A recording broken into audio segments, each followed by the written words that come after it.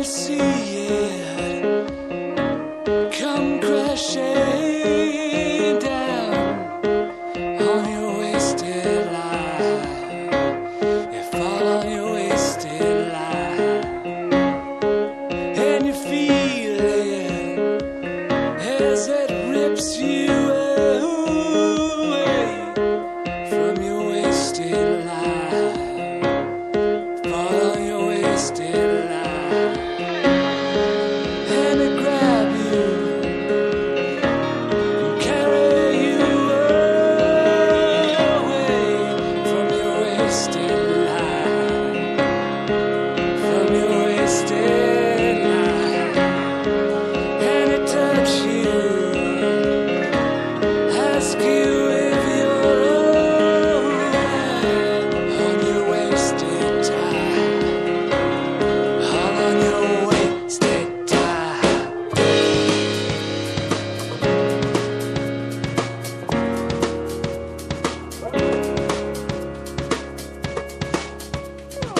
Come on down and see it, see where it leads. I've got nothing, you've got me.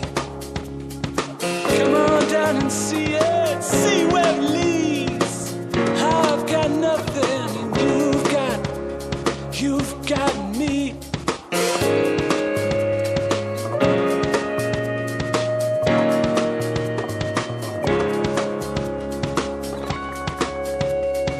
Come on down and see it, see where it leads.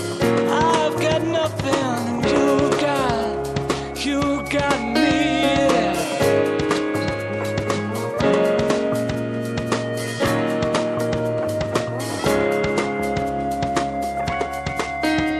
And we're all on top, some are down to die. When our pulse stops, we're all born to cry.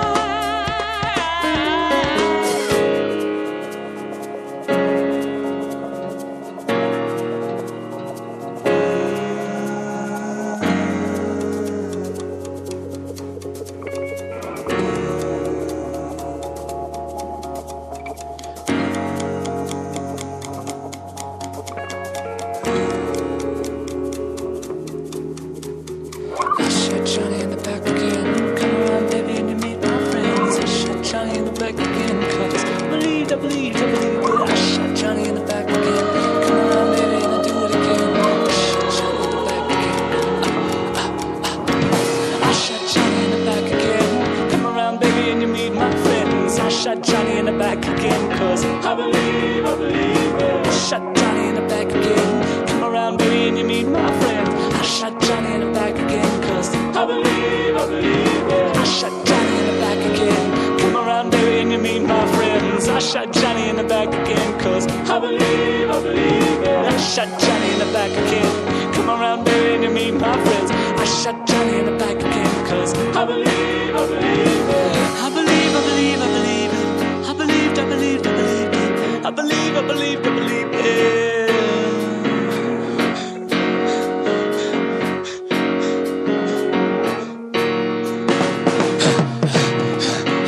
I shot Johnny in the back again.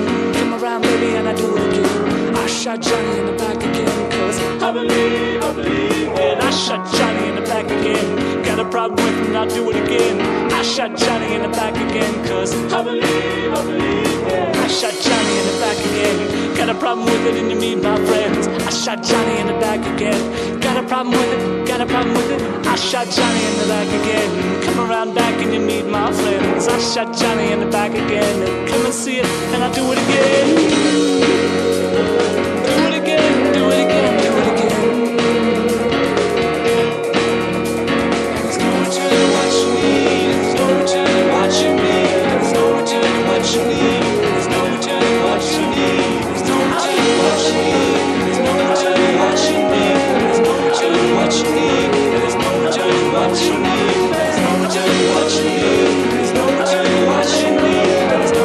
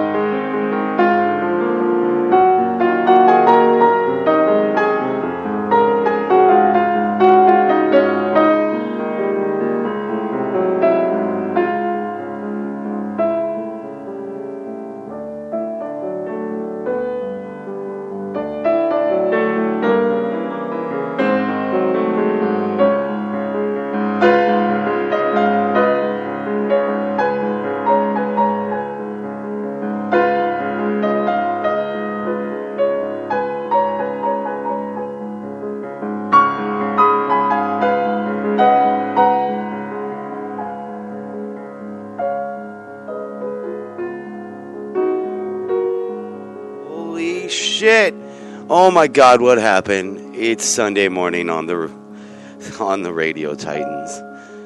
What's going on here? It sounds like we've been taken over. Taken over by smooth, sweet sounds of local independent... No, this is not local independent music. This is neither local nor independent music. This is holy music. The holy music. Hi guys, how's it going? It's RadioTitans.com. The Sunday show with Johnny O. And somewhere lumbering up the elevator is the great Walton Jordan. In-house today, we've got Jude Benjamin Shaw. Yeah? He's gonna, you want to do your... he knows this piece. The piece that we're featuring today is the Nocturnes. Something Op. 9, Chapter 1. Yeah, this would be the first one. E flat major. Yeah. No, wait. B flat minor. Yeah. B flat minor. Yes. Thought we'd be civilized today on the Sunday show. And maybe, although we could be uncivilized if Jude would do this in his meow. He said he had a meow version of it. I do. Really? It's blasphemous though, because this is actually my holy music. I know, but we're just gonna shit all over the holy music today a little bit. That's kind of what the plan was today, because that way anyone asks what we're doing, it's artistic license, artistic license. A little irreverence is okay. Although there are no compositions higher than the music of Chopin. It is nice stuff. It's beautiful, beautiful music. I know it's not a very cool thing to say, especially as we get old, become self-fulfilling prophecies. Now that we've moved on from the blues, we're just really into classical, man. Jazz and blues are boring. I need classical music now. Jazz and blues are not boring. They're great music, but as far as the actual truth, this music represents the highest truth. It does. I'd have to. It's dark, it's terrible, it's lonely, and sad. Other bad things. It's great. But somehow, when it's expressed, it's the highest beauty. It's beautiful because when your girlfriends break up with you, you're allowed to just all of them at once. Yeah, just all at once. Just sit home alone, crying in the fetal position, listen to Chopin. The only thing that could make it better is if you had an actual pianist to play it for you in the corner of your room, but the pianist dumped you also, so it's all right. If I could express my emotions that I'm feeling right at this moment through the keyboard, this is what would be coming through. It's better than cutting. Thank you, Chopin. This is actually feels better than cutting. Like, you're suicidal, German romantic music. It's better than razors. Yeah. Maybe. I don't know. Yeah, it is. Well, try it. Compare. Well, I was cutting last week while being bulimic, and It's not a good thing. Yeah. Chopin, now he wasn't a German guy. He was a Polish guy, and he spent most of his career in France. But German romantic music, that works just as well. Yeah, Schumann, Beethoven. It's all from that area of beer-fed white people. Yeah. Large Germans. Yeah. Over in the Hollywood all week, it's tourist season. So during the day, over in Hollywood, it's all tourists all day long, and you can always spot the Germans from a mile away because there's some 7-foot-tall white guy with blonde hair. Germans! Oh yeah, Germans are horrible tippers. They don't tip. You know that? They don't tip. What is wrong with people? Germans and the French, they don't tip at all. It's horrible. Koreans tip well. That's why I'm going to work in Koreatown now. A lot of stereotypes going on there. I'm just saying. Generalizations. Sometimes you make generalizations when you deal with massive amounts of the public. It's easy to make generalizations, because they work. Yeah, just because you make a generalization doesn't mean it's automatically false. Yeah, sometimes generalizations are spot on. Spot on, 87%, 93% of the time, Not bad for something you pull out of your ass, right? Anyway, this is the lovely Lorna Alcana joining us again in the studio. Hello. Hi, Lorna. She's drawing pictures. You can find some of the pictures on Lorna Alcana Art. LornaAlcana.com and Lorna Alcana Art on Facebook. I'm going to buy the LornaAlcanaArt.com. You should. Oh, no, I just said it on the airwaves. Someone else is going to beat me to it. Someone's doing it right now.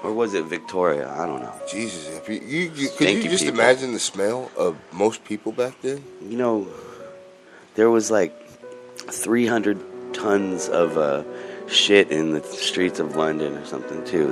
Like at the turn of the century in 1898, the streets of London were filled with horse shit.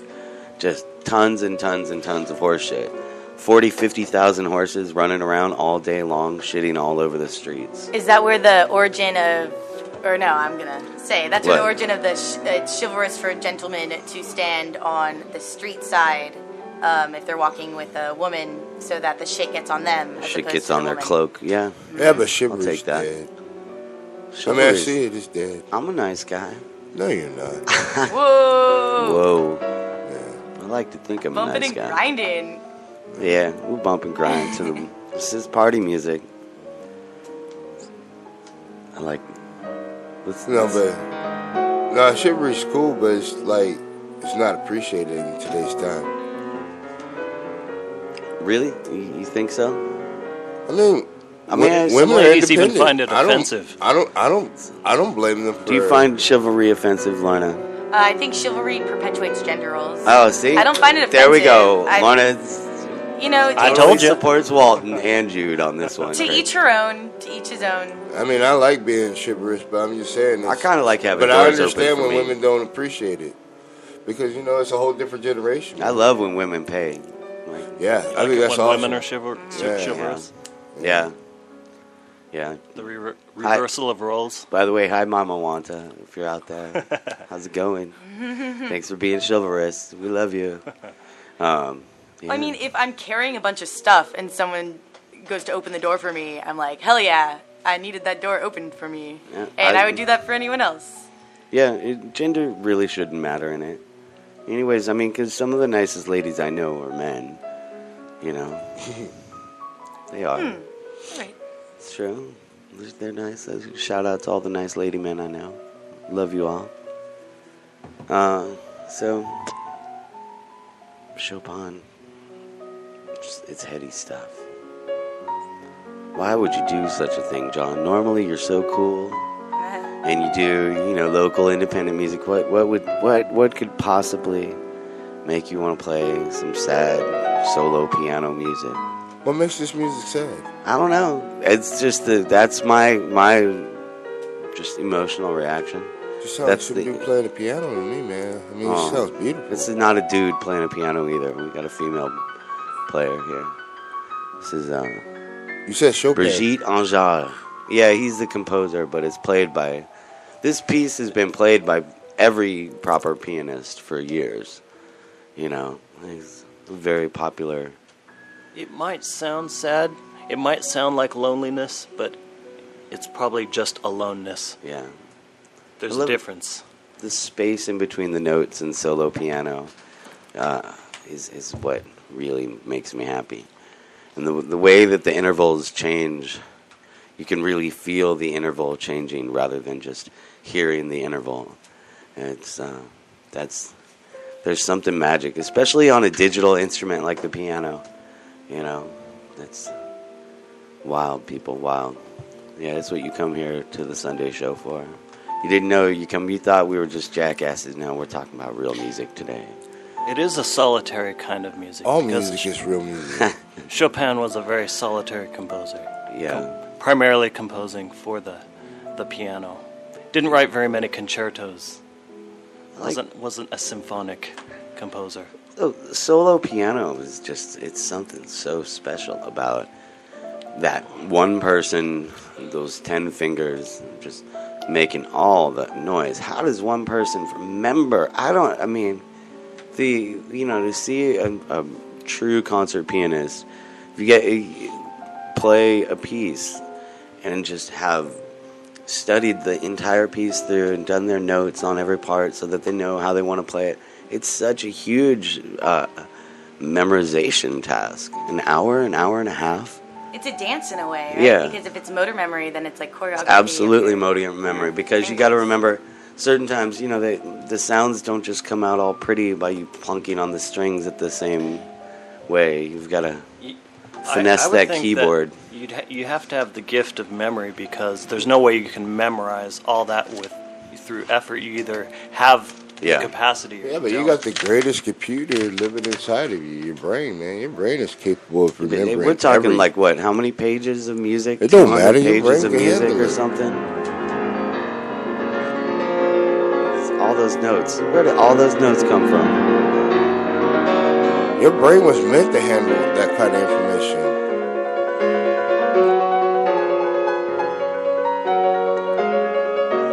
There's some nice right hand there.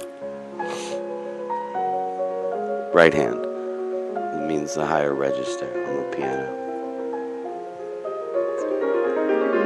Lorna's giving me this weird look, people, because she's drawing. No. And it's like this that it's that weird, uncomfortable look when you notice someone's drawing you, so they're really examining you. It's like, oh no. Oh, yeah. I'm a horrible monster. That's why we're on the radio, because we're all horrible monsters. No, it's not true. We're all sexy beasts. Hot, sexy beasts. I wonder if there's a way to make Chopin a bit more exciting. Or is that just this, like, pop culture, short attention span in me that Totally is drawn to that? Am I supposed to just calm down and listen right now? Yeah. So impatient. There's some exciting Chopin pieces. Maybe you'd What have about to. Haydn? Right? He would, like, get some action up in there. That's true. That's one thing. Like when people refer to classical music, there's so many different styles, so many different eras of music before what, jazz, country, folk music, when pop music, modern pop music came about, and what became the dominant cultural music. There was at one point there was the dominant cultural there's folk music. There was always folk music. So if you were in a bar, you were at the fire, there was always casual music that would be played. But then there's, proper pop music, and pop music took this form of the instruments of the time, mainly piano, orchestras, strings. You didn't have, a guitar was not really a commonplace item in Western culture in any culture, really, up to, there's a little bit in Eastern Europe, but not until the 20th century did you really see the prevalence of the guitar. Good wood shops, big manufacturing, the assembly line finally led to the ability to recreate guitars on a fairly fast scale. Otherwise, a guitar it's a long, arduous process to put together, to plane down a fretboard. A fretboard is a lot of work, people. Jimi Hendrix I've done some. Yeah, he made it from Matchbox and a ruler. It's just no. So it's not that difficult to make a guitar. No, to make a shitty guitar, to make a guitar that actually works properly all the time is another story. But he made it work so good, his daddy went out and bought him a real guitar, and that had to be you know what I mean? He must have did real good for his dad to do that.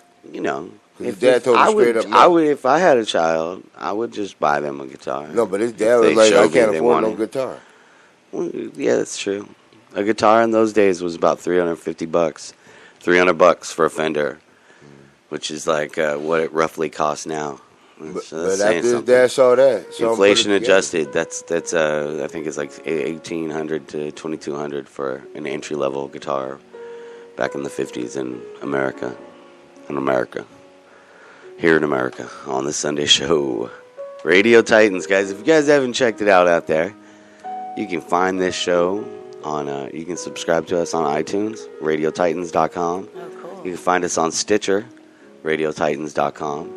That way you can get the show and listen to all. Stitcher is an app for Android phones and iTunes. This is like, it's the big podcasting directory. Oh, wow. Yeah. We're up on there. You can find your stuff there. Subscribe to the podcast and hear all the podcasts. Man, I am so illiterate when it comes to computers, man. That's Walton. He's our Chief Technology Officer at RadioTitans.com. And public relations. He's actually public relations. Social media manager. That's good. I am horrible. I mean, it's just like, I just like writing and watching YouTube videos. That's about as far as it goes for me. Pretty much it. So let's move on to the discussion, guys. So I got some questions this week for us that we can all discuss. First question, we were in here the other night working on some work. And, I said that. And we came up with, and there's this picture of John Lennon in the studio. We should take a picture, snap it out to the internet. But there was one, and it's a John Lennon poster, and it's a picture of John Lennon straight up. And you look in his eyes, and what do you see? What do you see in John Lennon's eyes? Because me, personally, I see a scary, driven, type A asshole of a man who did whatever he could to get what the fuck he wanted.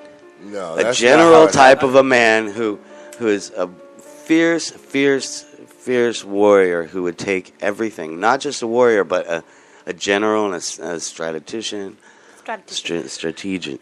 Strategist. No. Thank you. Yeah. He was lovesick, man. He was genuinely in love. With himself. No, with Yoko. Well, yeah. I see both of those things.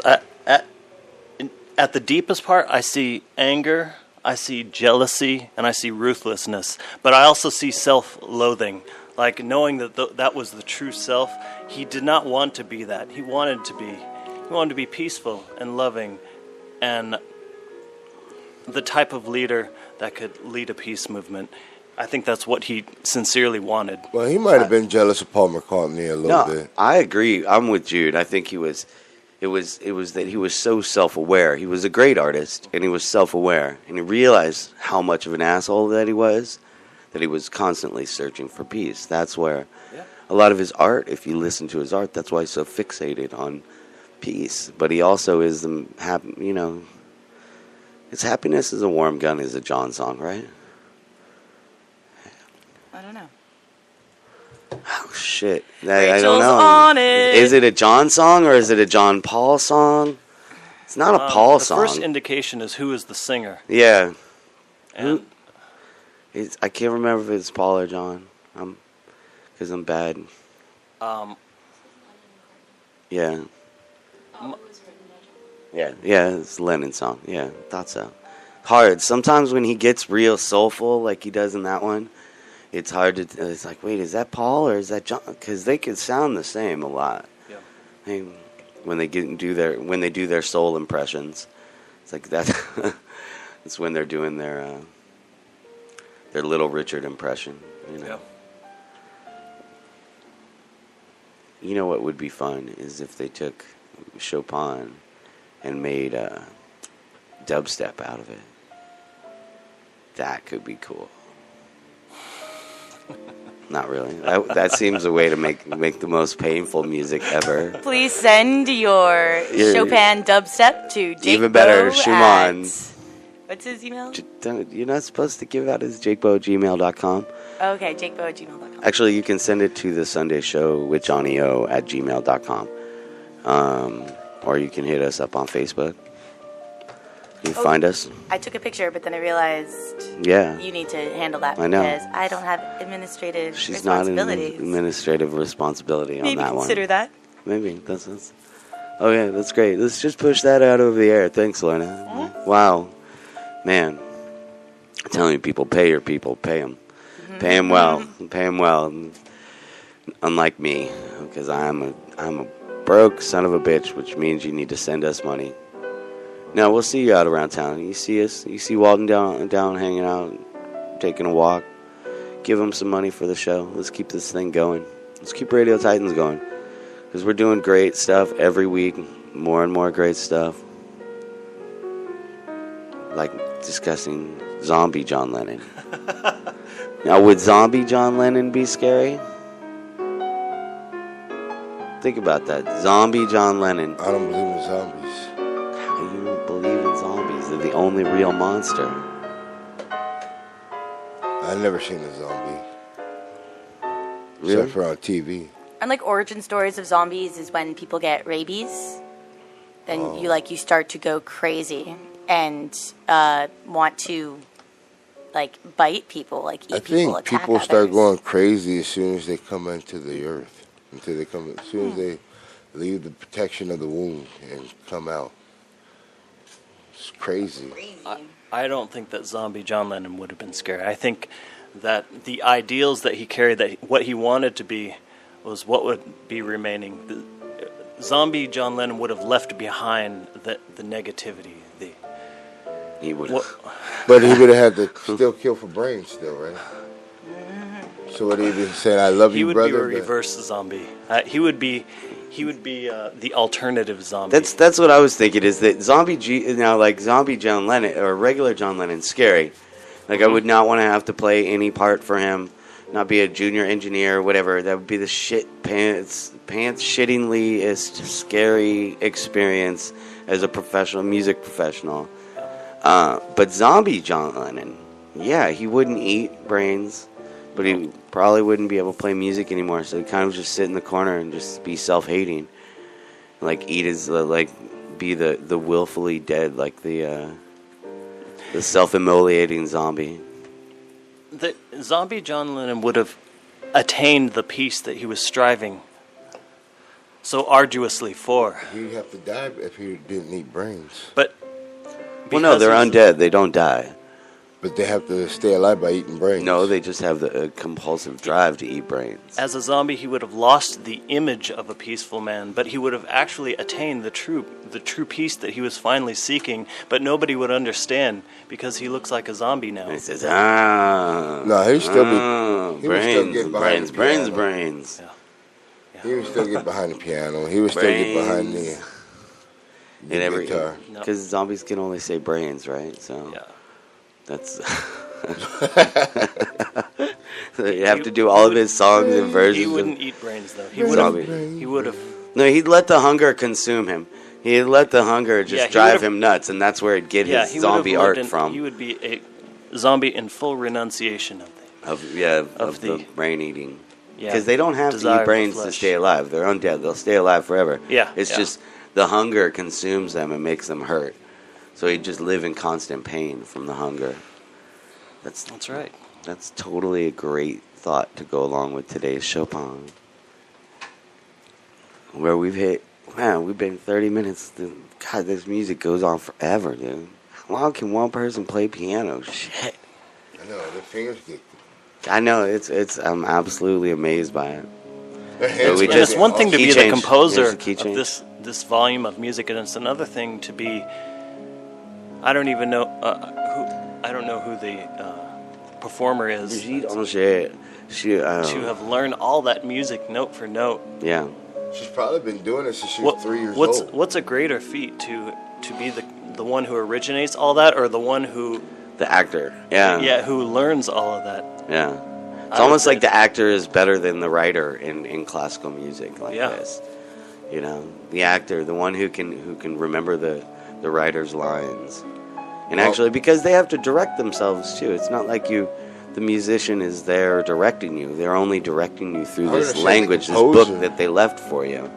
Really? Well, the composers set the blueprint for all generations. Yeah, but they just gotta write little notes on paper. I always figured like them back in those days. They just kind of like drew lines and they're like, those will be pretty. So easy. Those will be pretty. Now let's time signature. Bam, bam. There it is. They're throwing a melody, throwing a little bit of rhythm. Hey. It's not easy. No, it's not easy. Actually, it is kind of easy. It's just not easy to make it sound good. The physical act of writing music is not that hard. It's like a little full bubble, half bubble. If you want it to be easy, you could take the Frank Zappa approach and just put the mouse on the ink pad and let the mouse run all over the staff paper. Yeah, but to write a composition that moves and goes, 2 hours worth of moving and going. It's like what we do here. It's amazing. That's why we're in C sharp minor. It's interesting. Weird. Oh, yeah, see, that one right there. There's some dissonance. Yeah,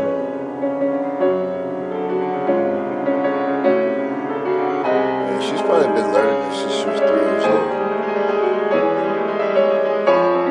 Hear how it builds at the bottom end. About the minor scale, I feel that life is fundamentally minor because if you look at the music scale, it starts on A, and if you start on A, it's a minor scale.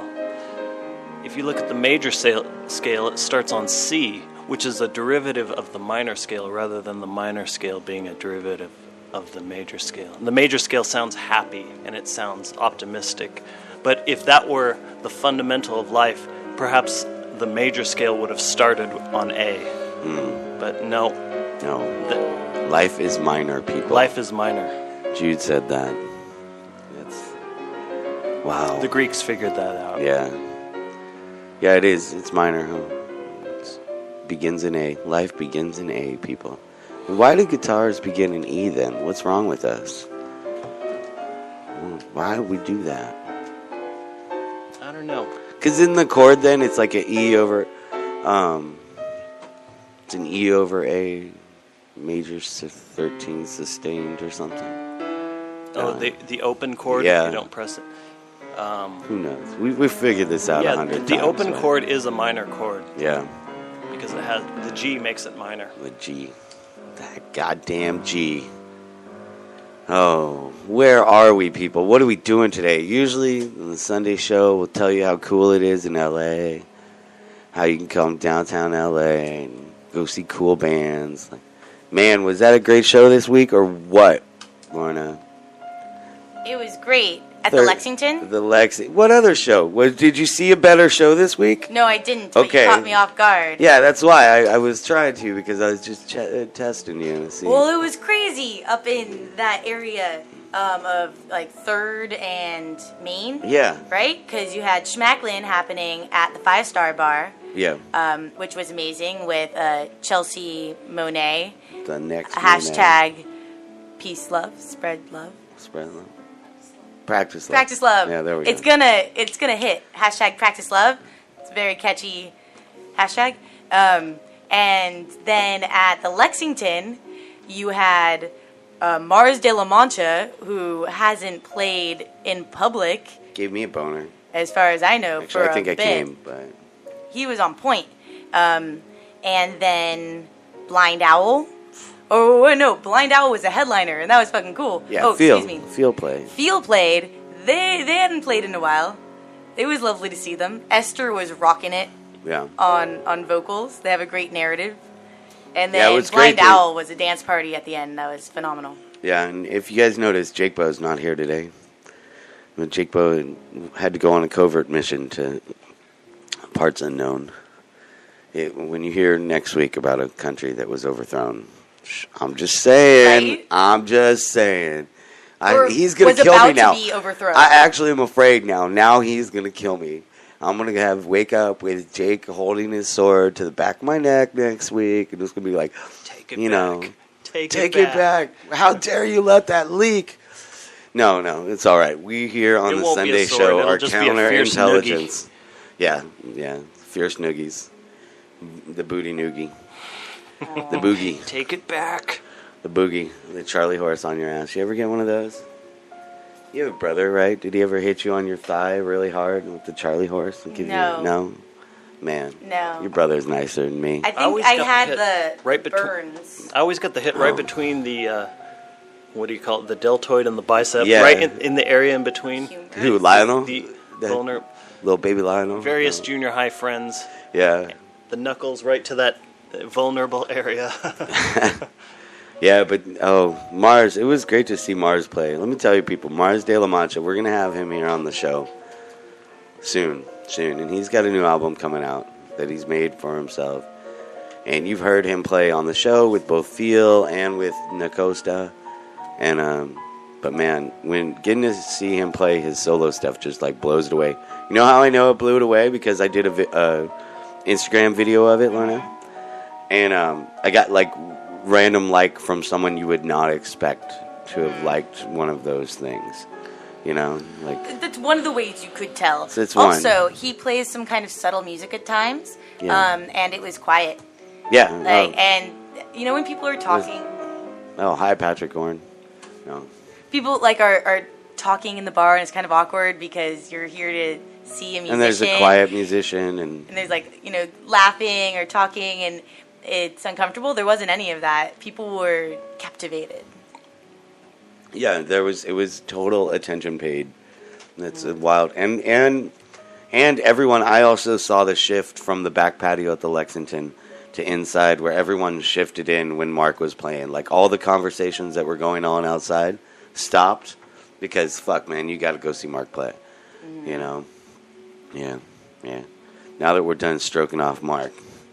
Yeah, it was fun, Phil. That was a good show. And the band that opened, too, Fallujah 71, I think. Mm-hmm. That was the name. They were pretty good.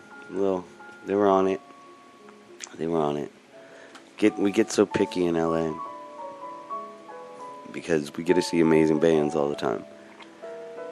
There were 2 bands before, right? Yeah. They were punk kids. Yeah. We're all punk kids, right? Yeah. Well, I thought it was an interesting transition from the punk. Yeah, there was a couple punk bands that played, and then Mars comes on and plays his Lonesome Cowboy songs. You know, and it's like, wow, this is going to be an interesting transition. And look, man, if there's someone who pulled it off, he pulled it off. You know, in a little shitty dive bar. It's not a shitty dive bar. It's a great dive bar. In downtown LA. Right on the thing I love about the Lex is that it's really like if you get a little too drunk and you walk the wrong way, you're in fucking Skid Row and you know it. You know? Like, oh yeah, oh wow, there's a cardboard camp here. I think I went the wrong way. It was the wrong way out of the Lex. Someone text me. Wow, people gotta text me. It was The Sold and Fallujah 71. The Sold. Fallujah 71. Wonder where they got their name, Fallujah 71. Fallujah up 1 through 70 was taken. That's okay. I get that. Funny, I get that. That's guys, funny. Or it was the year that Fallujah was born. Now, Fallujah is that horrible place where they did. It's not a horrible place, but it's that was a whole war thing. Can't believe we still have war. We're going to start talking about war on a new show here on Radio Titans. Oh, yeah. Yeah. No, world events, because I don't like to talk about war on the Sunday show, because I like to keep it positive. You know, we don't obsess about these things. You know, war will always be there. What we need to do is always bring the peace. But, yeah, keep your ears out for Open Heart America on RadioTitans.com. This is your network of choice for podcasting. Local independent podcasting, unlike anyone else's. And you know what? It doesn't even matter if we were like someone else's. We're still better. You know this. I know this. Everyone knows this. Most of all, my mom knows this. And she calls me and tells me. But, wow. John Lennon. That's what we discussed so far today. And do you have a favorite John Lennon composition? Is there any that stand out as, wow, that was really who he was, or that was his greatest expression? What's the one? No, not Imagine. It's Imagine Working Class Man, Working Class Hero. That's it. It's a John. If it's not that one, it's his version of Stand By Me. That really Stand By Me. It's funny, but his cover of Stand By Me is almost like the most raw, emotional John I think ever recorded. Like he just doesn't sound like any other John on there. It's just because it's not his own song. He's you know, I think when he's doing the cover, it's like able to be more authentically real in his voice. You know, he's not holding back because it's not his words. Yeah, that's a good one. What? Oh, okay. Lorna's stepping out for a second. Bye, Lorna. No breaks here on today's show. We're going straight through. 2 hours of the best live radio. Let's hear a little bit of Chopin more.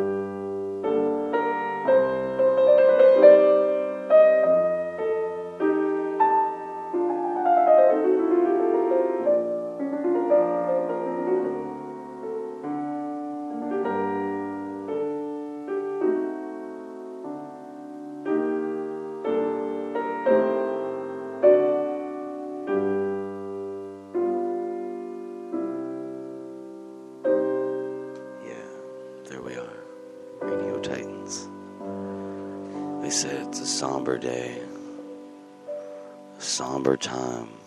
I don't know, I wasn't sure. A G minor does bum me out a little. That's a sad key. It's so sad. It makes me sit home and cry. Cry in the corner by myself. But then sometimes I feel like getting out and doing something else. And if you were cool, last night you came out and you saw William R. Brunn, one of our I don't even know what to call him. He's not even a Titan. He's a fireside troop. He's a but I mean what does he do? Like he is the muse himself, you know. Visual artist, storyteller. Just visual artist is such a small way to say what he does, because you've seen he's got this incredible catalog of artwork that just goes back 40, 50 years. And it's just, wow, he's been pumping out quality art, paintings for 50 years, pumping them out and just making them all the time, because that's what he does. He'll have the catalog out, or his many like spiral bound books full of his art, and this is, thousands and thousands of dollars worth of art, which I'm working on, maybe talking to him about presenting such things differently.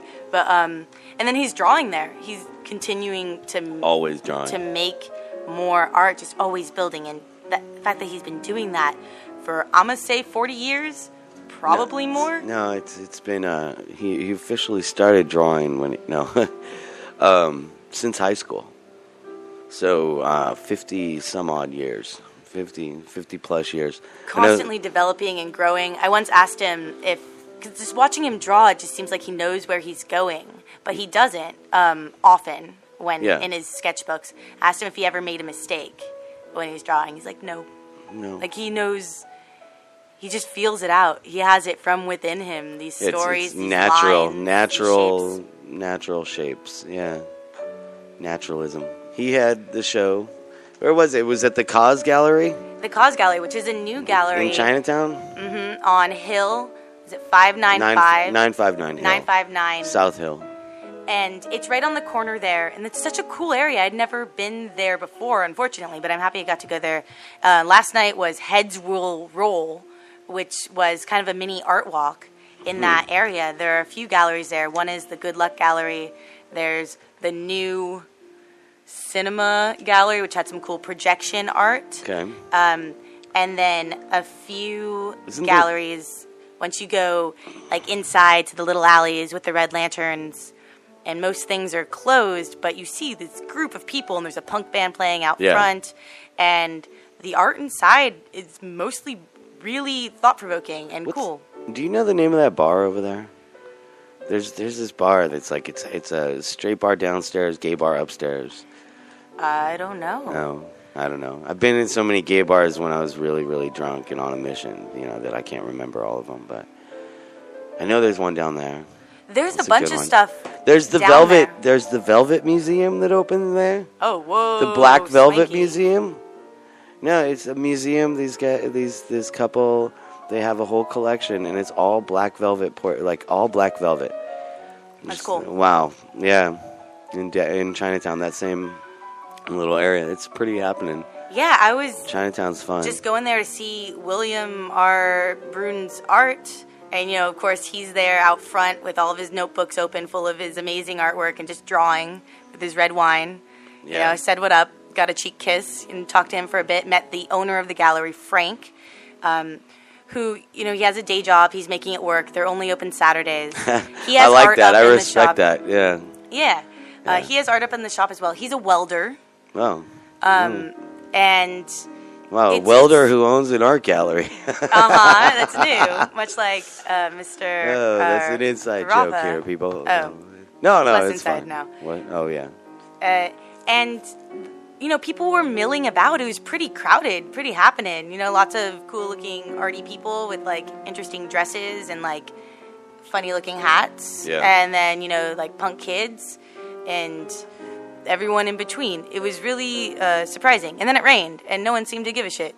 except for William with his masterpieces, one of a kind, in his notebooks on the table outside. After checking things out around, I come back and I'm like, Will, it's raining. We just like close it and go inside. Oh, no. But I mean, the gallery's inside, so that was fine. Yeah. No, that's great. But you should check it out on Saturdays. And this head roll thing, I don't know if that's a regular thing. I was trying to check into places there on Foursquare, and they didn't exist. It's new. It's very very new there. Yeah. I'm going to create all these places. No, it's a very new situation over there. That, yeah, Chinatown. People. Hipsters are taking over Chinatown. I suppose that's it. That's kind of what it is. I like mean, because for a while though, I mean, I know Chinatown's been that eastern edge of Echo Park where there's some nice apartments, you know. Local. This is the local real estate moment on the Sunday show with Johnny O and the great Walton Jordan. Knocked out. Walton Jordan is knocked out in the chair, people. Oh, man, he's knocked out. He partied so hard yesterday. You don't even know. It ain't that. Please don't attribute it to that. This show is boring. Let's just be honest. Boring for you? What do we I was saying a little bit of that. What do we need to do to make this less boring, people? What do we need to do? Do we want to do do you have your weed review? Yeah, weed is great. What's your weed? Buy as much as you possibly can. What's your strain of the week? My strain of the week is OG Larry. OG Larry. So we here at the Sunday show, we have a new little bit every week, and Walton's going to tell us about his favorite weed of the week. I'm sorry, medical marijuana of the week. They come in strains and flavors and all different effects and flavors. So OG Larry, Walt, is that the one for this week? Yeah, that's the one you should get. Yeah. But they run out of that stuff so fast. Is it tasty? Is it sticky? Is it what? What's up with it? It's just, it's extra strong. Extra strong? Is it like a uppy, like high, or is it more stony? No, it's a uppy, couchy high. No, it's a hybrid. It's a hybrid. Indica. It's a sativa dominant over indica. Yeah. And it's a mind high, and it makes you, like, if you're a writer, it'll help you with your writing. If you're a poet, it'll help you with your poetry. If you're a guitarist, it'll make you want to play your guitar for a few hours or something like that. It just gets you really focused on what you want to do. Yeah, that's good medicine. Yeah. That is good medicine. So, really, you think we're boring, huh? You want loud punk music and... I mean, that's the way we started. I got nothing against Chopin, but... We just need more questions. What more questions? You know, I was asking, do you guys know what filigree is? No? I don't know how you can expect people to stay awake and listen to you while playing Chopin. Oh. Yes, here on the Sunday show. Do we want you to stay awake? Maybe it's morning that you should stay in bed. Go back to bed. Live between consciousness. It doesn't make me sleepy. It makes me feel like shopping at Nordstrom's. Yeah. Yeah, I need a new tie. Oh, God. I could use a new pair of slacks. Dress socks. They have really nice dress socks at Nordstrom's. They're nice. It's a good... What? What's this look? She's got this look of disgust at me and Jude because we're 40-year-old white men. No, if the show was boring, I'm just impressed with the horrendous slope even further down when you discuss shopping for ties. Oh no. These are the things that people care about, you know? Like, you gotta... Shopping, or maybe Nordstrom's has, like, Chopin, but isn't it normally like buy the shit, keep looking, keep looking, looking. Look at that shirt music. Like, don't leave the store. Depends on which section of the store you're in. They have different music playing. So like in the women, like the, what would that be? Juniors section. Yeah, they bumped the techno. Totally. I dated a girl who worked in the junior section at Nordstrom years ago. So maybe that's my that's your exposure to it. But when you're like I don't really looking shop, for so slacks or you're looking for socks, you're like looking at the nice dress socks.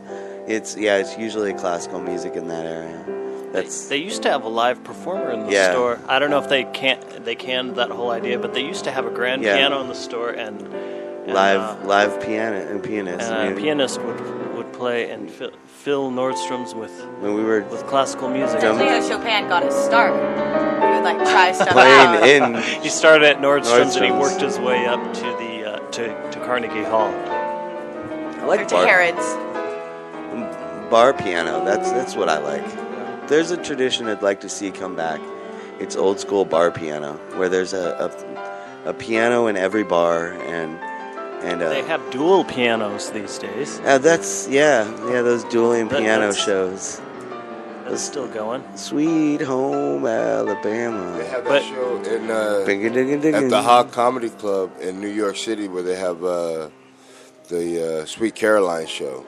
And Oh. They have dueling pianos and Sweet Caroline, that's another one. I have a friend who did the piano shows, and that was he had his list of songs that every time he had to play them, he wanted to kill himself just a little bit more. Sweet Caroline is one of them. Sweet Home Alabama was another. Piano Man for sure, but it's a given, right? why would he want to kill himself? Because it's played this song, which may be a good song, but the way it's played for the drunk assholes that it's played for, and especially like he worked at this bar in Rancho Cucamonga, which was a total bro piano bar.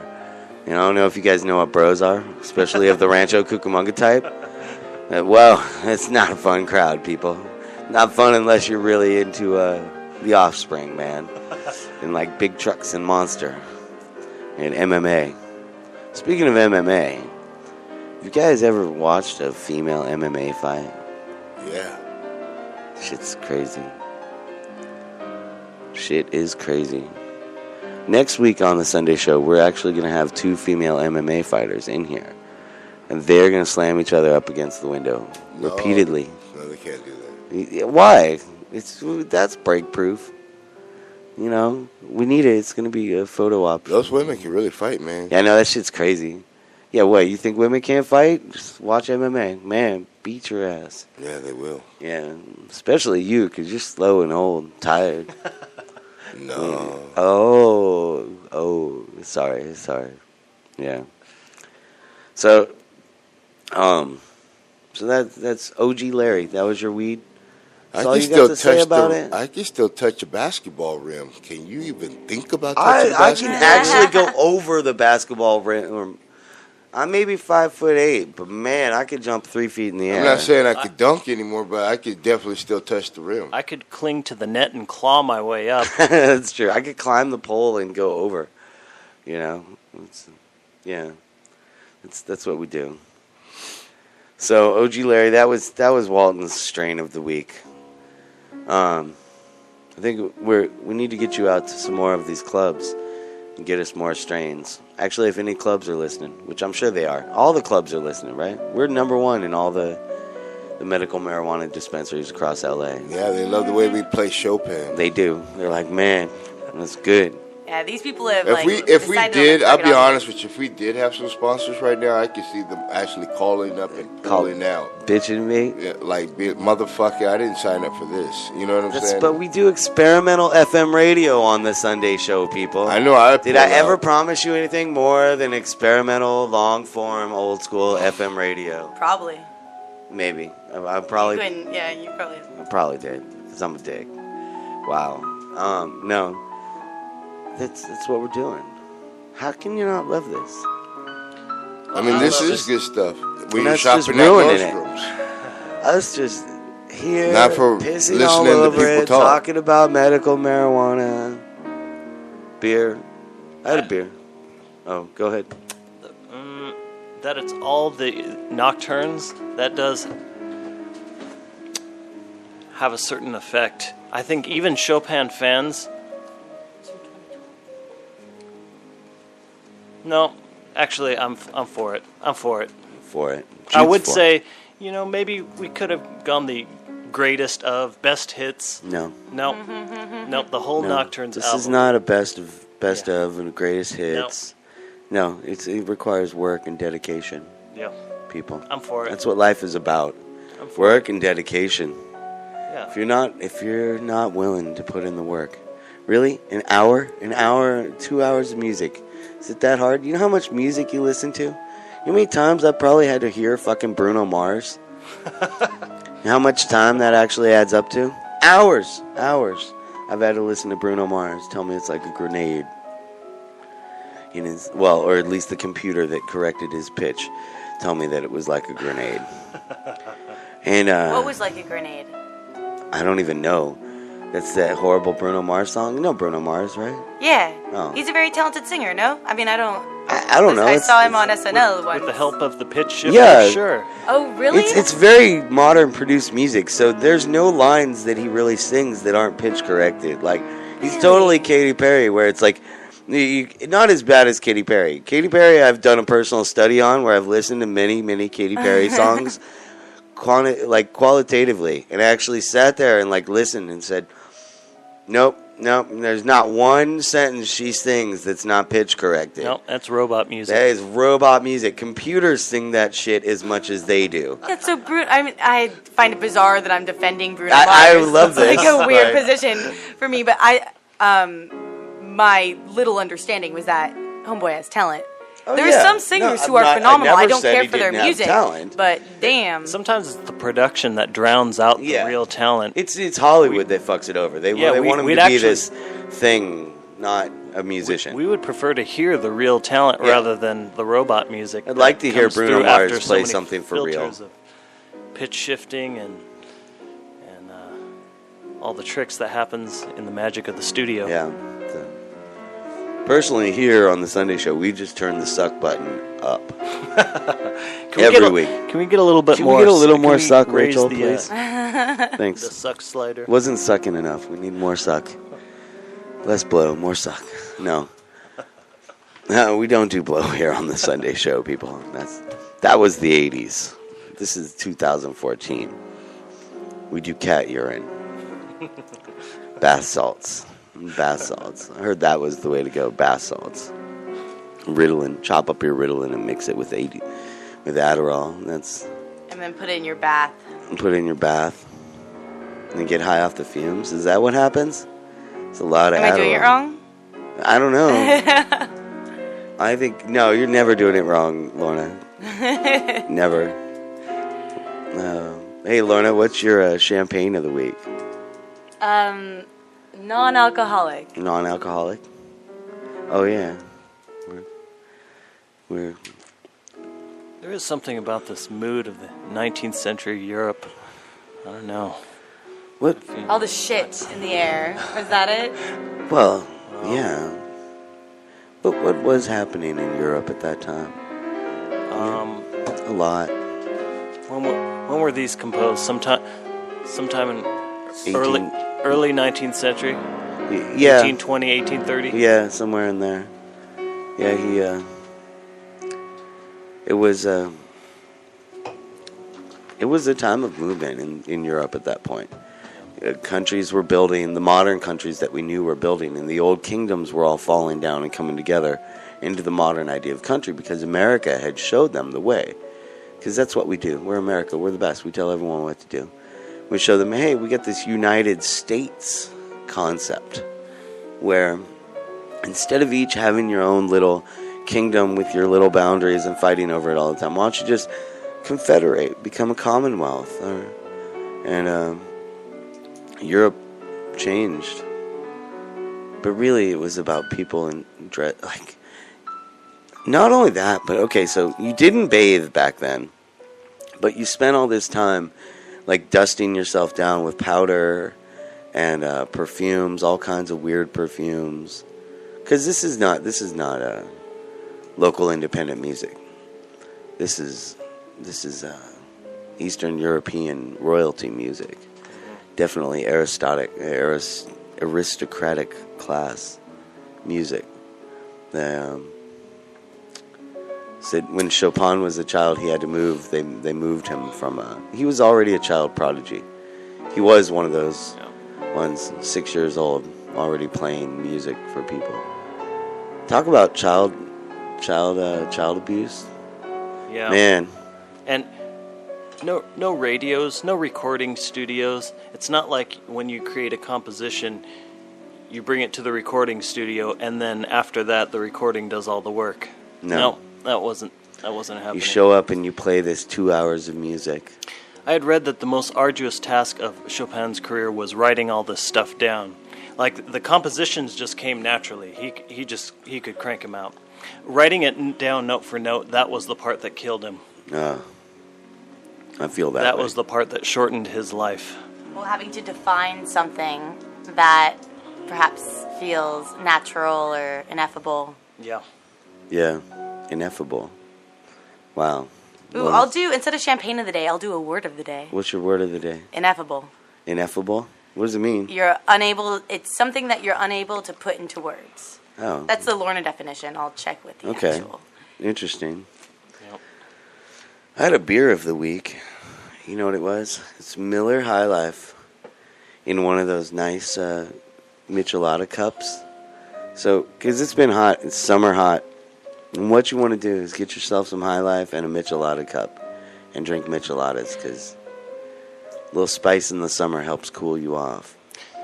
This happens to be my favorite Chopin piece of all his works. This one? It's more obscure, and it doesn't work as background music, but this is my favorite Chopin piece. Let's hear it. Let's actually listen to it. This is what, Opus 55, number 1 in Yeah. F minor. The melody is a little bit more simpler than most of his pieces. It was beautiful. Graceful.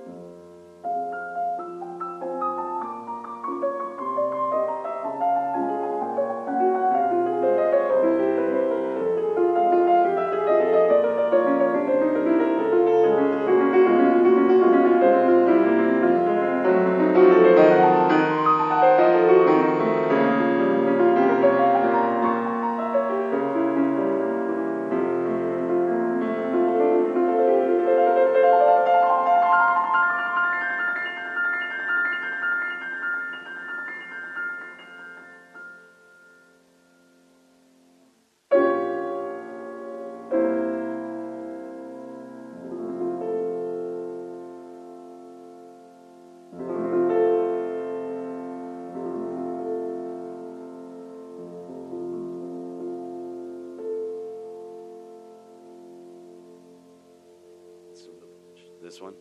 Yeah, we can come back in. Wait, what was that? So we are back here on Radio Titans, the Sunday show with Johnny O, on our boring show, apparently, because we're trying to be intellectual and love music, people. Sorry, fuckers. So what was that, Jude? That's your favorite one? That's my pick of best of the bunch as Opus far as 55, as number the one in Nocturnes F go, minor. Yeah. It's subtle This shifting one's- between major and minor modes. Yeah. Oh, that's beautiful. Well, isn't that the F minor key, though? It's fundamentally a minor composition, but Yeah. it very subtly drifts back and forth between major and minor, which is my favorite musical trick as far as composition Because the goes. Beatles did it. Beatles loved that trick. And one thing me and Jude love doing is talking about the Beatles. And this is a question, it's funny because we've had this conversation for about 22 years or something, but we're going to ask everyone out there, we want everyone to know, what we're going to talk about it. What is the better Beatles album? Walton's sitting here reading Rolling Stone's 500 greatest albums. Rolling Stone's opinion is... They think it's Sgt. for Pepper's. many years running now is Sgt. Pepper's. And that's the popular consensus that Sgt. Pepper's is the best Beatles album. But they're saying that it's the number one album of all time. Yeah, and Yeah. yes, and in one of their albums is the number one album of all time. That's not a question. The question is, which album is it? Because is it Sgt. Pepper's? Is it Abbey Road? Well, I can only go by who sold more albums. No, And it's- Michael Jackson sold, Thriller sold more albums. Yeah, but Thriller is no Sgt. Pepper's Lonely Hearts Club Band. I mean, Don't matter who who sold more records. Yeah, the way Sgt. Pepper's was recorded changed music forever. You know, it was the first 4-track pop recording made. Like multi-track on 4 tracks, they did multi-track. Created that whole album. I mean, really, It's about money. It's not about art. it's about art, man. It's about money. Okay, so today we're gonna try to make some money. What are we gonna do? Oh God, I can't do that. Sorry. No, we're gonna make art. As far as lists, I'd be interested to see, You could go to 500 of, the top grossing. It'd just be interesting study. No, that's the second highest grossing album of all time. The Sgt. Pepper album. Oh. Second Yeah. highest grossing. Yeah.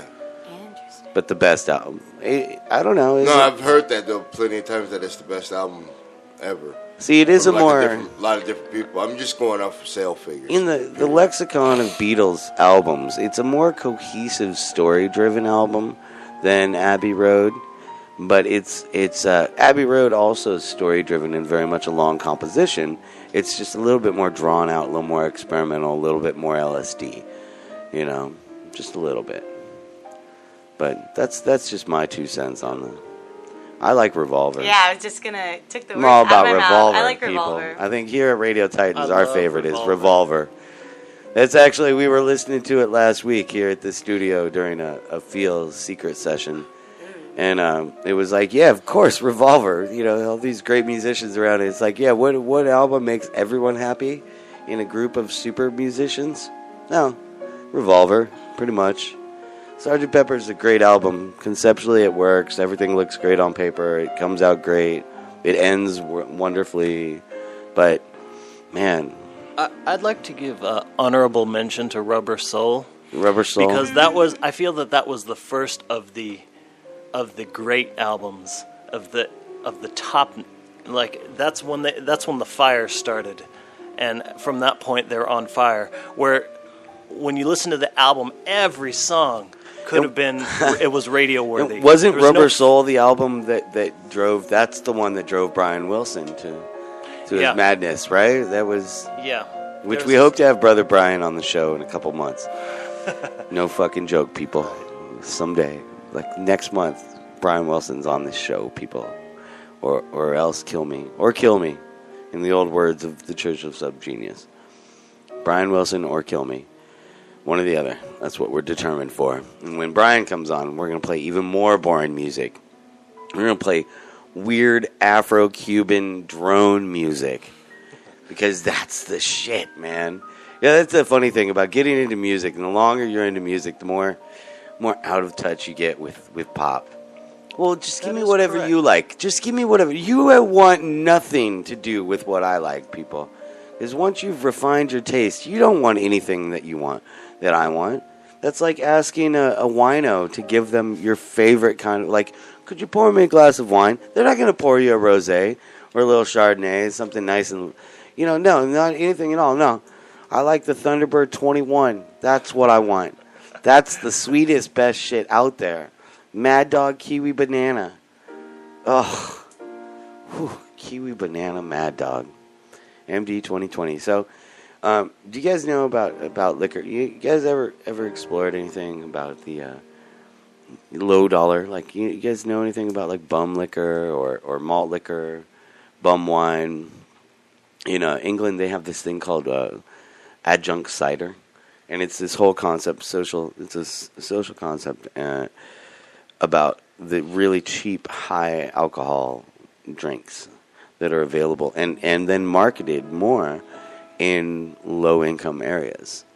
It's a whole phenomenon, but I as an beverage nerd at times, I'm really interested in like the different flavors of Cisco. Like just find myself going through, or like the bag liquor that they have now. I love me some well liquor and the headache that follows. Oh yes, the fusel oils, people. Fusel oils. Fusel oils are they're the other alcohols that don't get burned off during the chemical process of distillation, and those are what give you headaches. And sugar, but really it's fusel oils. You're burning like 3,5,7 nanoacetone through your system. That's not nice, sweet ethanol. It's horrible stuff. Propanol, 3,5,7 propanol. That's one you burn out in cheap liquor. Ooh, that one hurts. I could always feel that one in a certain portion of my head when I decided to have some well liquor, or maybe a little malt liquor. Malt liquor, it's funny because malt liquor is just there through because it's gross, Actually, my beer of the week. I'm going to give my beer review of the week. So, new segment here on the Sunday show with Johnny O. Is John's Local Buzz. Let me tell you, I told you I went to Lexington this week. And man, did I go to Lexington. At the Lexington. Tim Mars, owner of the Lex, man, he poured me a drink. And it was, he's got this soju-based, malt spirits. What we're talking about, it's not real liquor. It's a wine, so it's fortified wine up to 18%. And he uses Korean soju based liquors that have different flavor profiles: rum, whiskey, vodka, tequila, and it's all made with Korean fire water. So actually, we'll get back to that story next. So he made me this drink with a Strawberryta, which is Bud Light's Strawberryta. It's a malt liquor flavored with an inordinate amount of red food coloring and red flavor, and then a little bit more corn syrup just to make sure that when you puke, it really hurts, and then mixed up with a little bit of that soju-based cocktail death. Boy, that was my local buzz of the week. I was at the movies the other night, and it's red vines that defines what red flavor is, what the flavor of red is. Red vines taste like red, and things that don't taste like red vines aren't red. They don't taste like red. Yeah. Yeah,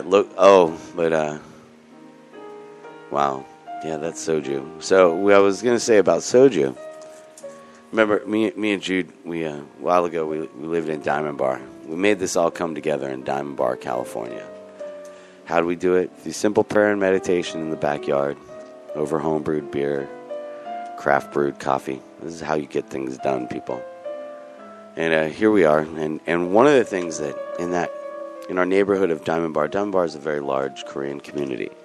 70% dominant Korean community in the suburbs, right in between Los Angeles, Orange, Riverside, and San Bernardino County. It's really in the center of Southern California. Truly in the geographical center of Southern California. It's a beautiful place. Snoop Dogg lives there. This is where Snoop Dogg is chosen, so it's good. Snoop Dogg ain't sending his kids to any high school anywhere. He goes Diamond Bar, and so we're over there in Diamond Bar, and at the local Super H Mart, which is the big Korean grocery store. They have bottles of soju. Talk about cheap liquor. Bottles of soju in like the water bottles, like a 1.5 liter water bottle for like $4. $4 for a bottle of soju. Really? Mix that with, I don't know what they mix it with. Gross stuff. Who knows? Drink it straight like the fire water it is. Yeah. God, if we, that's some horrible fire water. Never do that, people. Never do that. Instead, what you want to do is drink tea. And, I like drinking tea. And there's Green one thing. tea?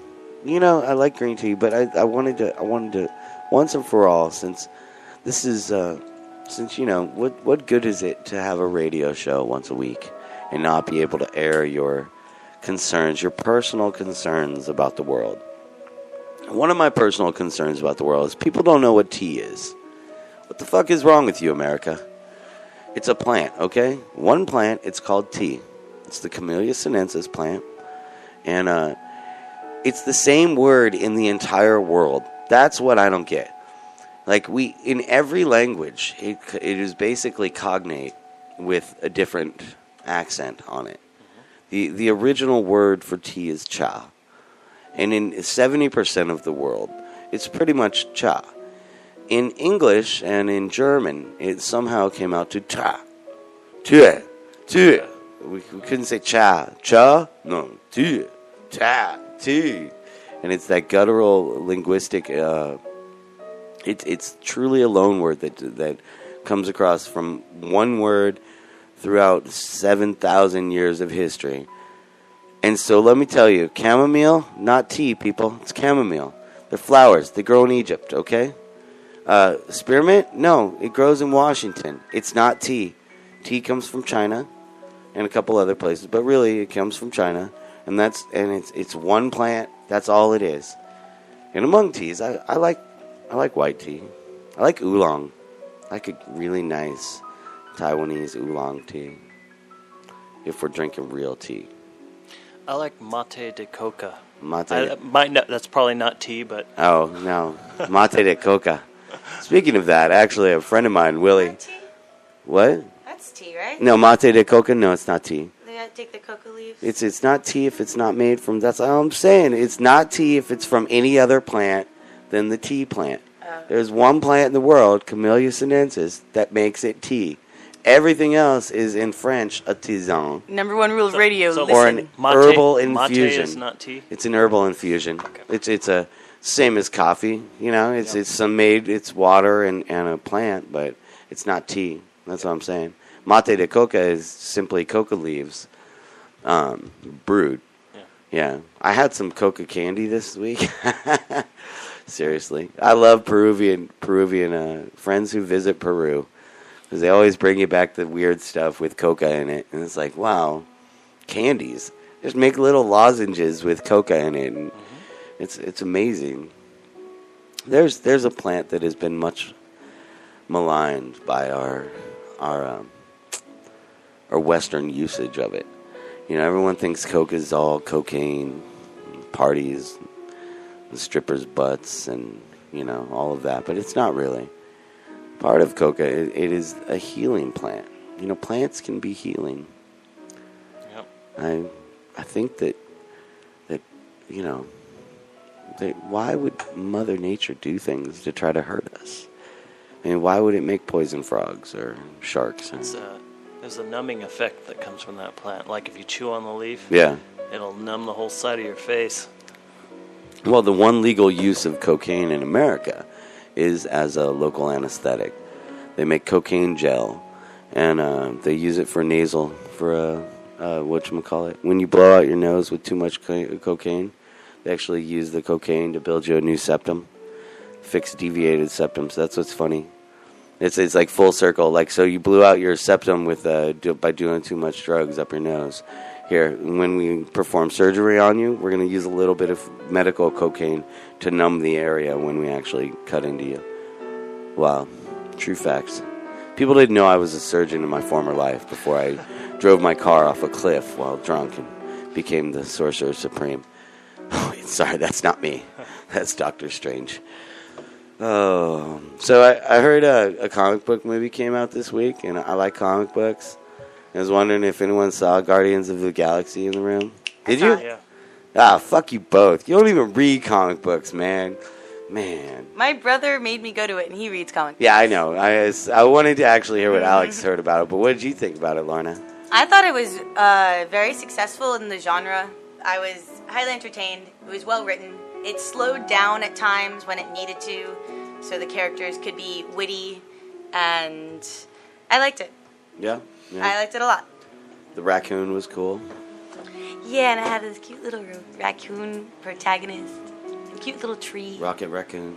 Had the Alex, Pratt, what's his name? Something Pratt. Yeah. It's Alex Pratt or something. It's not Alex. Something Alex Pratt. is my brother's name. Yeah, Pratt. I don't know, the guy from Parks and Rec. Yeah, he was great. Star-Lord. Yeah. That's a interesting. The ladies were all very skinny and like different colored. Yeah, that sounds about right. It's very comic book-y. Yeah. Why didn't I grow up liking comic books? I don't know. Where are the ladies? Total teenage boy fantasies. You know, that's an industry that has thrived off of teenage boy fantasies for years. Like, all the teenage boys listening, someday you can have your own radio show. Mm-hmm. They're great independent comics now, featuring female protagonists. But yeah, so this was very much a Marvel comics. Marvel comic. Yeah. And it was funny, it was well done. I appreciate it. You should see it. Yeah, you should see it. We give a thumbs up. Lorna gives a thumbs up. Jude? I liked it, but I didn't grow up reading comics either, so I could only appreciate it from an outsider's perspective. It seemed fun. I enjoyed it, but I didn't... Wasn't as cool as baseball cards, though. Well, yeah. I don't have the same emotional connection to comics as I did with baseball cards, because I was a different kind of nerd. You don't have like your brother over your shoulder, like, okay, and this character is in this, and then this will happen. Did you stay through the credits? I stayed through the credits. Thanos? But only because Nola made me. Yeah. He had that. Exactly. He's got Nola to tell him all that stuff. She's a comic nerd. We're staying till the end of the credits. We're staying. Absolutely. No, you're not getting up. Mm-hmm. Hold on. Yeah. Yeah, because then there's a connection at the end. Yeah. That like makes the comic book Thanos feel good. Thanos the Destroyer. Yeah. Wait, first of all, spoiler alert. Did you already see what? And read the fucking comic books. They've been out for 30 years, John, okay? Did you see it? No, I just know fucking... come on, what I'm saying is... That's actually not what the ending... I know, it's a shot in the dark. It's just, Oh, you're feeling it out? It's just comic books. Come on, man. They're based on, 30-year-old books. Rocket Raccoon came out in 1984. I have that miniseries. Rocket Raccoon. And it was based explicitly on Rocky Raccoon, actually. That's no joke. It is from Rocky Raccoon. There's something, you can look it up on Comics Should Be Good, CBSG. It's a blog. And he does Comic Legends Revealed, and he does a little legend about about Rocky Raccoon and Rocket Raccoon. And Apple, I think at one point, Apple Records sued Marvel, threatened to sue Marvel, sent them a letter or something about it, but then Marvel had enough lawyers to tell them, fuck you, fair use. And, it's funny, history of fair use goes far, far back. Corporations fight about it. They use it to their own advantage when they need to. I'm corporate as shit, people. Corporate as hell. Walton's looking out the window. We had done bored Walton this week. Boredom isn't the word I would use to describe the downside of Chopin's composition. I would use torment. Torment. He was a tormented, and I feel that at times he wanted other people to feel that. Feel that. That's what art is. It is really transmitting an emotion through that medium that you choose. No, I like Chopin, but I'm just saying I think it's boring. Hey, so I want to ask you, the question of the week for Walton Jordan is, remember this, what happens on football season Because we were talking about it this week. It's the greatest time of the year. Walton, we were trying to figure out because we hadn't done this show through football season yet. And Walton's an addict. And during this show, there's usually football on. If you were an American, you would know that. But yeah, there's usually football on. And what's Walton going to do when football's on during the show? Are we going to just cover football? Maybe, in the spirit of changing the format up and shaking things up, maybe we're just going to cover football from now on. As soon as football season starts, bam, football coverage on the Sunday show. That'd be dope. I'm going to talk about it. I'm like, that guy over there, who I think is a tight end. No, he's offensive tackle. Wait. I played football, people. I'm an American. I played football, you know. I got kicked out of football because I suck, but I played football. Walton, did you ever play football? Yeah, I did play. Michael Sam's going to play this year. Really? For the Rams. It's going to be very interesting. Rams. We won't talk about that. Man. Michael Sam is the openly gay athlete. Remember when the Rams were in L.A.? Yeah, they were good. That's when L.A. had a football team. Yeah, the Rams. And they were our shitty football team back then. No, Eric Dickerson was the shit. No, but I mean, compared to the Raiders, no one liked the Rams. They liked the Raiders. You know, I like the Rams. It was like but back when the Raiders and the Rams were in town, it was like Dodgers in Anaheim, like Dodgers and the Angels. It's like you knew you were Orange County and white if you liked the Rams, and if you liked the Raiders, you were everything else. You were Lakers and Clippers. Lakers and Clippers, yeah, Lakers and Clippers. Ducks and Kings. Second largest city in the country, and they don't have a football team. I know, we should have two. We got two football teams. We have two soccer teams. Two of them, man. We got two baseball teams, two basketball teams, and not one. Two hockey teams. Two hockey teams. Yeah. Should have at least two football teams in LA. Yeah. At least two. One AFC, one NFC. We should. I don't know. What do you think about football? Now Lorna's bored. Watch. See, boredom is subjective. I do think that's bizarre. There's got to be a reason. Yeah. Because they fucked the Raiders. That's what it is. They wouldn't build the Raiders a stadium, and now they're like, oh, we're willing to build. They waited till these people actually left before they said, oh, maybe we should have built the stadium. It's fucking think. Come on. No, you know what? Actually, the reason that LA doesn't have football, and I'll tell you, this is something true, or at least my take on it, is that it's called an opinion. It's whatever. It's the truth. It's the truth. No, the reason LA doesn't have a football team is LA doesn't have a football team because football has a much more limited season than other sporting events. So they have to make all their money on like 14 games. And it's hard to get 116. Sorry. I'm not a football fan. It's hard to get like 100,000 people out to 16 events more than it is to get 20,000 people out to 110. Because baseball plays 100 games or something, like 80 home games. Basketball plays like 40 Baseball home plays games. 180 games. Yeah, it's a whole fucking shit ton of games. So they get a lot more chance to make money. Whereas football, nope, you got to be in a place where like you're in Wisconsin. Where is the Green Bay Packers play? Des Moines, Wisconsin? No. Where? Green Bay, Wisconsin. Whatever. That whole town was built for the fucking stadium, okay?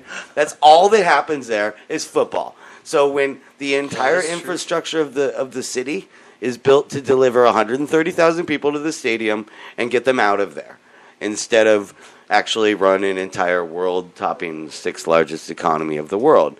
And we just don't have time for fucking football in America. You know, I mean in California. You know the Packers LA. is owned by the city of Wisconsin or the state of Wisconsin? Yeah, it's some kind of crazy football communism up there. Like people receive checks like ordinary people. Receive checks from the football. From the football. Wow. Is that common? No, that is very uncommon. Because the state of Wisconsin owns the football team. Like the taxpayers own the team. Like if you pay taxes, you are owner of the team. No wonder they love their damn football so much. And I mean, because what else are they going to do but freeze their asses off in Wisconsin? No. I heard it's a beautiful place. It is. I've Good been to save. Green Bay.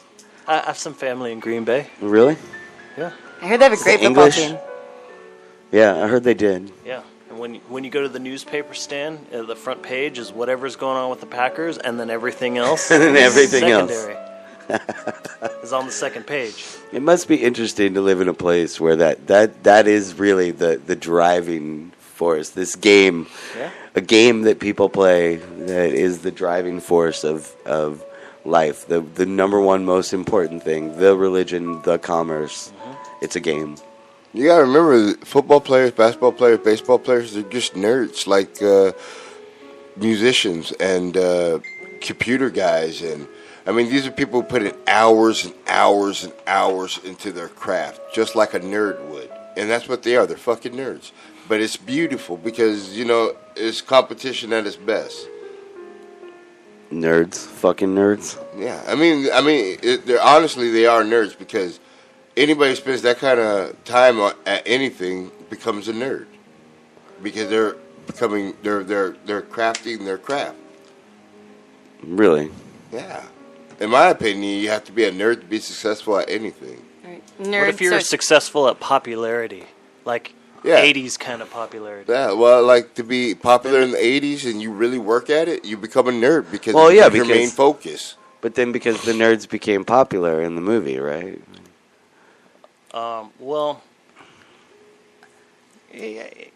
kind of. Maybe Kinda. nerd, you're meaning like a specific skill set, like Well, that you hone. It's like and okay, develop. like it's like the man who sits there and reads 1,000 books. Mm-hmm. It's the same deal for the quarterback. He goes out and throws 1,000 snaps a day to make sure that his arms are in tip-top shape. He runs up and down the field and make sure that his body's in physical condition. In order to be at this peak, you got to learn dedication. And what comes with dedication? It comes with the focus. And who are better focused than nerds? Nerds are the ones who get focused, and they're the ones who make things happen. Trust me, there's a lot of people who love football, but they can never play the fucking game. All right? Because they don't have the diligence to become that nerd. You know, there's a lot of people who wish they could become computer technical guys, but they don't have that patience to go out there and learn that shit. You know, I mean, you have to be a nerd. You have to give all your focus to something.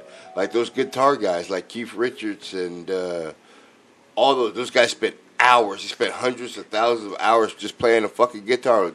You used to talk about Mars de la Mancha. He spends hours and hours and hours with a guitar. Egger spends hours and hours with a guitar. You know what I mean? And they're nerds. And that's how you become successful. You have to become a nerd in order to become successful. My original concept of the nerd was defined by Revenge of the Nerds in the 80s, and the dichotomy was the nerds versus the jocks. So you're either a nerd or a jock. Yeah. Well, jocks are nerds. Jock? Good jocks are nerds. Yeah. Nerd jock. I think Walton's redefining the term, and we were talking about language earlier. believe he is. How Yeah. it's malleable. He is. I'm with it. Yeah. No, I like that. Nerd is anyone who really pours themselves into it. You know, one of the things I've been doing personally is Johnny O. Since we are on the Sunday show with Johnny O and the great Walton Jordan, Jude Benjamin Shock in the house, Lorna Alcana, wonderful Rachel Odo on the boards, tired from a show she did last night. You all should have came out. And I hope you did. But one of the things I've learned recently is I've been digging into radio because I want to make radio for you people. I want you all to sit down and I want to make something that comes out of the radio for you. How do you like it? How do you want it? How does it feel? Coming up like something in the fast, living in the fast lane. For real. How do you want it? How do you feel? Yeah, you just want Tupac. That's right. Actually, someone told me they didn't want Tupac last week. And I'm like, what the fuck is wrong with you? You don't want Tupac. Seriously? That's how I feel about it. Because we're doing art here. Doing long-form radio. I hope you enjoyed our little experiment with classical music. Probably didn't. Next week we'll be back. I enjoyed the torment. Yeah, next week we'll be back with all the hottest local independent music. We'll have all sorts of fun stuff in store. Maybe between now and then on Tuesdays. Well, yeah, between now and then. Well, between now and then, actually. Oh. We have some stuff going on this little radio network broadcast thing that we do. And tomorrow we've got the Cat Show at 1 o'clock, Future Knots at 2 o'clock, Live with Clive at 8, Pajama Party at 10. Then Tuesday, Best of Everything at 1 p.m., Wagey at 2, Downtown Underground, that's the show Lorna's trying to pimp, Edgar Hernandez. It's Michelle Moraga, right? Mm-hmm. Thank you. So glad when I get shit right. They talk about music. They do gear talk, all sorts of fun stuff. Underground, they'll have live bands in the studio. Last week, if you missed out, we had world music, all kinds of crazy clarinet. It was great. Wednesday, Little Ethnic Girls at 11 a.m. Leave It to Leia at 2 p.m. The Dog Show at 5 p.m. Blindsided at 8 and Pushing Boundaries at 9. Thursday, Conversations comes in sometime. Then we got It's Me, God, and we've got Left of Wrong. Friday, we got Grown Ass Men and Sorry You Met My Mother. Both amazing shows, Radio Titans. Saturday, Cause is in here doing the Cause Effect. And we return back next Sunday with the Sunday show. And I want to give a shout out. One of the things that's up on our radio, on the network, on the site right now, is To the Manor Born by Robots. John Eder. Amazing guy, one of the Titans here, kicking ass, and it is an amazing piece of radio play. There's an hour of radio play, sound effects, characters, voices. Walton's in it, Jake's in it. It's beautiful, beautiful work. Listen to that. Come back to us next week. Right now, we're gonna say bye. Thank you for all coming. Bye. I want to listen to a song that by the artist we stroked off the most today. With it's not by him, but it's one of his bands. It's called Nacosta, and 14 Feet off their album Under the Half Moon. See you guys later. RadioTitans.com, The Sunday Show with Johnny O and the Great Walton Jordan.